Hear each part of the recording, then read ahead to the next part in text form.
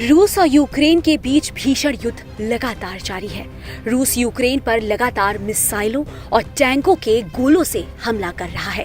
वहीं शुक्रवार की सुबह यूक्रेनी मीडिया ने रूस पर न्यूक्लियर पावर प्लांट पर हमले का आरोप लगाया, जिससे अब युद्ध होने के आसार साफ दिखाई दे रहे हैं। इन सब खतरों के बीच यूक्रेन में फंसे भारतीय नागरिकों को अपने वतन वापस लाने के लिए चलाया गया ऑपरेशन गंगा लगातार जारी है।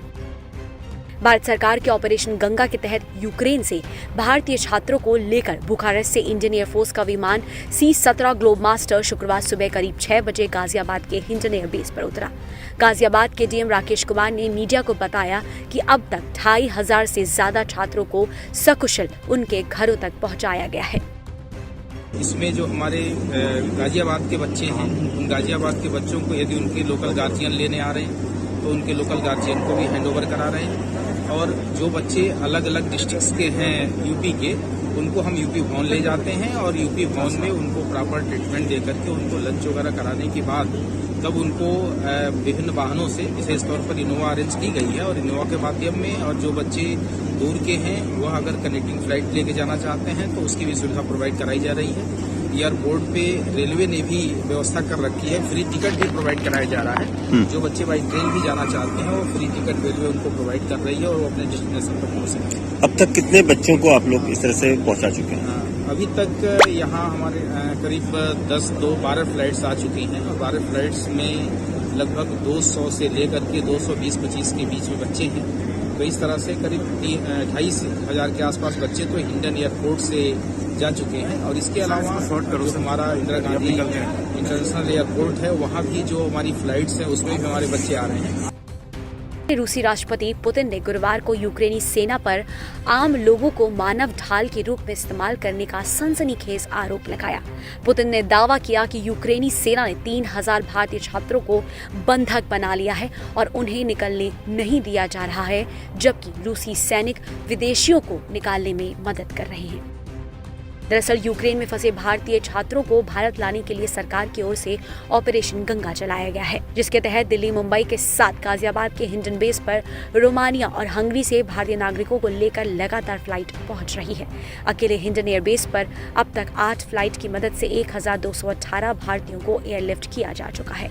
गौरतलब हो कि रूसी हमले के बाद से यूक्रेन में हालात बिगड़ते जा रहे हैं। ऑपरेशन गंगा के तहत पिछले 24 घंटे में भारत के लिए 6 उड़ानें रवाना हुई। बता दें कि अब तक कुल 3,500 से ज्यादा नागरिकों को वापस लाया जा चुका है। हालांकि एडवाइजरी जारी होने के बाद से 17,000 भारतीयों ने यूक्रेन की धरती छोड़ दी है।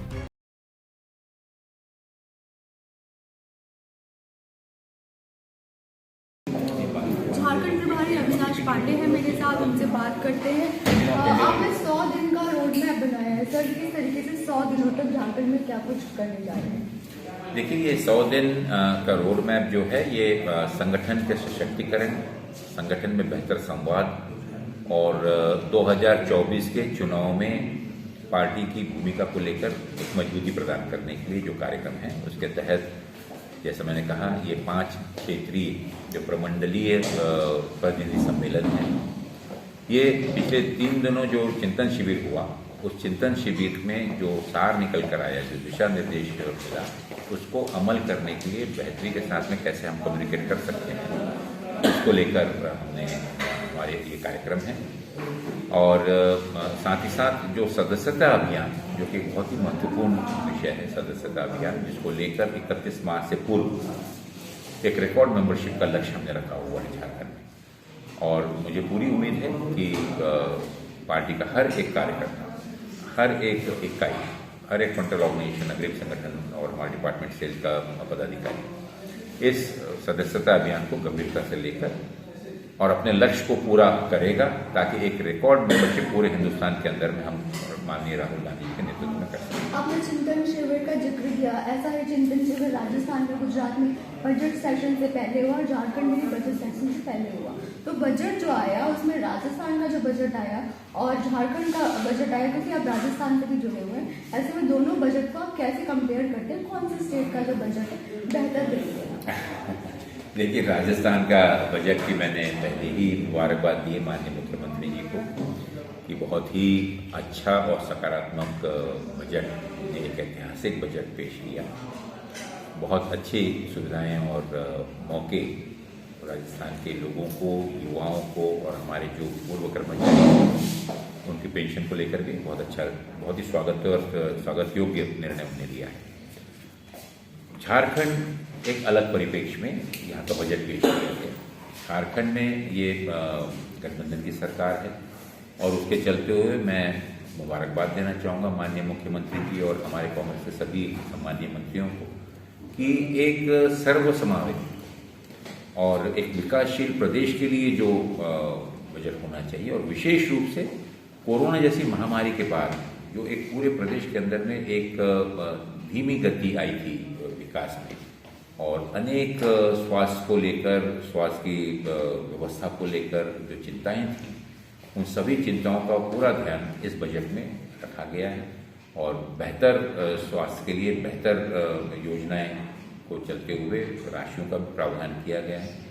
मैं समझता हूँ 27% से ज़्यादा राशि स्वास्थ्य के लिए प्रदान की गई है, जो कि स्वागतार्थ है, स्वागत योग्य है और आने वाले समय में युवकों को बेहतर रोजगारी के अवसर मिल सकें, उससे संबंधित योजनाएं हैं और सबसे महत्वपूर्ण है कि मनरेगा, जो कि एक बहुत ही फ्लैगशिप प्रोग्राम हमेशा से रहा है, एक रिकॉर्ड लक्ष्य उन्हें रखा हुआ है इस वर्ष में भी।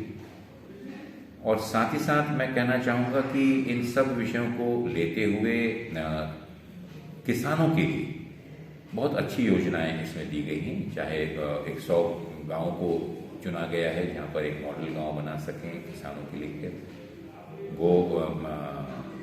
गो सेवा और गो माता के ऊपर में लेके गाय और जानवर को लेकर अच्छी योजना दी गई। तो ऐसे अनेक योजनाएं हैं, कुल मिलाकर एक बहुत ही अच्छा, सकारात्मक और एक विकासशील बजट में अलग अलग जिलों में आप बैठक करेंगे, बैठक के बाद उम्मीद लगाई जाए कि मंत्रिमंडल का जो रिशफल है वो भी हो सकता है, जो 4 मंत्री कांग्रेस के उनको बदला जा सकता है। फिलहाल हमारे सभी मंत्रीगण कोशिश कर रहे हैं बेहतर काम करने का, अच्छा कार्य कर रहे हैं। आने वाले समय में उनका परफॉर्मेंस का इवैल्यूएशन निश्चित रूप से किया जाएगा और वो मूल्यांकन के बाद में अगर ऐसा महसूस हुआ कि कहीं पे कोई बेहतर वो जिम्मेदारी संभाल सकता है तभी ये प्रश्न आता है, लेकिन आज चारों मंत्रीगण अच्छा कार्य। और गठबंधन, जैसे कि गठबंधन की सरकार जेएमएम से पार्टी, कांग्रेस पार्टी के रिश्ते कैसे हैं? क्या लगता है कि आने वाले दिनों में जो कांग्रेस पार्टी ने मैनिफेस्टो जारी किया था उसको पूरी तरीके से गठबंधन की सरकार में पूरा किया जाएगा या कुछ कहीं ना कहीं कमियां रहेगी? देखिए, आज तो हम गठबंधन में काम कर ही रहे हैं, पिछले 2-2.5 साल से सफलतापूर्वक काम कर रहे हैं। प्रदेश की जनता खुश है, अनेक कार्य की शुरुआत हुई है, उसको हमें पूरा करना है। जो वादा हमने प्रदेश की जनता से किया था वो गठबंधन के माध्यम से किया था। तो मुझे पूरा विश्वास है कि एक अच्छे संबंध, अच्छे अंडरस्टैंडिंग के साथ में, मजबूत संवाद के साथ में हम एक अच्छा गठबंधन साबित होंगे, एक सफल गठबंधन साबित होंगे, जो कि वहाँ की जनता के हित में कार्य करेगा।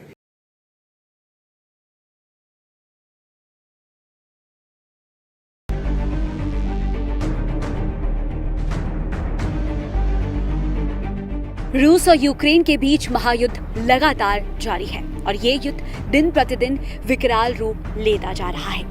रूस के राष्ट्रपति पुतिन के यूक्रेन पर हमलों से दुनिया के सामने बड़े संकट खड़े हो गए हैं। रूस को रोकने के लिए दुनिया के तमाम देशों की कोशिशें फेल होती जा रही हैं। रूस पर कई बड़े प्रतिबंध लगा दिए गए हैं। उसके विमानों के लिए एयर स्पेस बंद कर दिया गया है। आर्थिक मोर्चों पर भी कई प्रतिबंध लगाए गए हैं, लेकिन इसके बावजूद पुतिन पीछे हटने को तैयार नहीं है। उल्टा पुतिन तो परमाणु हमले की धमकी तक दे रहे हैं। ऐसे में भारत सरकार की सबसे बड़ी चिंता का विषय है भारतीय नागरिकों को सही सलामत भारत वापस लाना। भारत सरकार अपने लोगों को वतन वापस लाने के लिए राजनीतिक और कूटनीतिक मोर्चों पर पूरा जोर लगा रही है।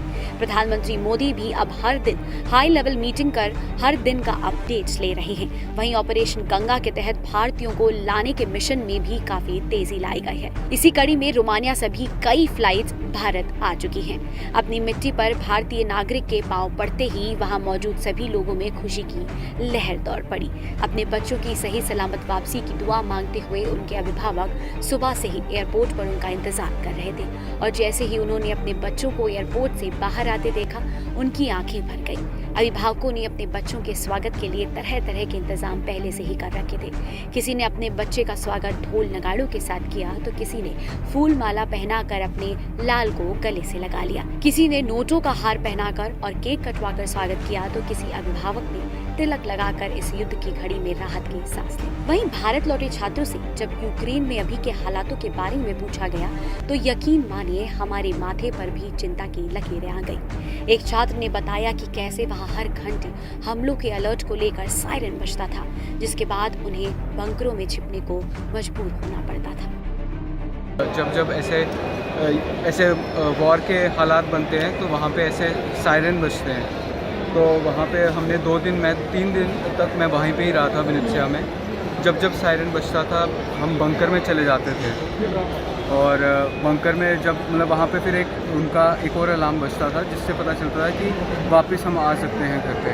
तो हमारे लिए काफ़ी डरावनी ये सिचुएशन थी कि मतलब हमें बार बार नींद हमारी कंप्लीट भी नहीं हो रही थी। और उसके बाद फिर हम वहाँ से 26 को निकल गए रोमेनियन बॉर्डर के लिए, जहाँ पे बहुत बच्चे हमने देखे बॉर्डर पे।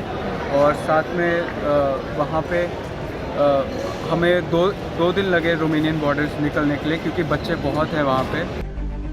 वहीं एक अन्य छात्रा ने यूक्रेन में स्थित भारतीय एम्बेसी पर कोई मदद नहीं करने का आरोप लगाते हुए भारत सरकार से बाकी फंसे छात्रों को जल्द वापस लाने की अपील करी। हम कहते हैं कि एग्जैजरेट कर रहे हैं, वो इसका 10% था। वहाँ पे हमें बॉम्बिंग दिख रही है, हमारे घर के आगे बॉम्बिंग हो रही है। काफ़ी मेरे फ्रेंड्स हैं जिनका घर बर्बाद हो गया है। हमारी यूनिवर्सिटी पे बॉम्बिंग हो रही है, हमें मिसाइल्स दिख रहे हैं। अब तो इवन वैक्यूम बॉम्बिंग हो रही है जिससे ऑक्सीजन कैच हो जाती है, तो बंकर्स भी हेल्प नहीं करेंगे। So it's very difficult. Indian embassy जो यूक्रेन में है it's not helping at all. Poland में हम गए मतलब अपने आप से, तो उसने हमारी हेल्प करी। मतलब पोलैंड में जो इंडियन एम्बेसी है दे हेल्प्ड अस। इसके साथ ही उत्तराखंड के रहने वाले मोहम्मद कासिम ने बताया कि कैसे वहां पैनिक की स्थिति पैदा हो चुकी है, जिसकी वजह से ही उनका मन नहीं होने के बावजूद उन्हें अपनी पढ़ाई छोड़कर भारत वापस लौटना पड़ा। 4-5 ईयर हो गए मुझे वहाँ पे, और मैम फ्लैग इसलिए आया मैम बहुत ज़्यादा दिल लगा हो गया था मेरा उस कंट्री से मैम, बहुत ज़्यादा वाला। तो मैम छोड़ने को भी दिल नहीं कर रहा था, मगर पापा घर वालों के लिए आया, दोस्त सब बहुत ज़्यादा पैनिक हो रहे थे कि आओ हमें लाइफ ज़्यादा ज़रूरी है, मगर मेरा दिल अभी भी नहीं कर रहा था आने को वहाँ से। पहली दफ़े ऐसा लगा कि इंडिया क्यों जा रहा हूँ मैं, क्योंकि इस कंडीशन में बुरे वक्त पे तो साथ देना ज़रूरी होता है किसी का। तो अब घर वालों के लिए दोस्तों के लिए इसलिए आना पड़ गया, मगर दिल अभी भी नहीं कर रहा था आने को। आपकी पढ़ाई पूरी हो गई है उधर? पढ़ाई अभी चल रही है, अब यूनिवर्सिटी ने ब्रेक दे दिया है 13 मार्च तक के, उसके बाद कंटिन्यू रहेगी ऑनलाइन। और तो देखें कब जब नॉर्मल कंडीशन होगी तो वापस फ्लाइट करवाएंगे, जाएंगे वापस। रूस और यूक्रेन के बीच जारी युद्ध हर बीतते समय के साथ भीषण होता जा रहा है। यूक्रेनी आसमान में रूसी फाइटर जेट्स की गर्जन से पूरी दुनिया में डर का माहौल है। ऐसे हालातों में यूक्रेन से भारतीयों की वापसी में भी कई परेशानियां सामने आ रही हैं, लेकिन हमारी सरकार और वायुसेना अपनी तरफ से पूरी कोशिश कर रही है कि जल्द से जल्द सभी भारतीयों को सकुशल उनके घर पहुंचाया जा सके।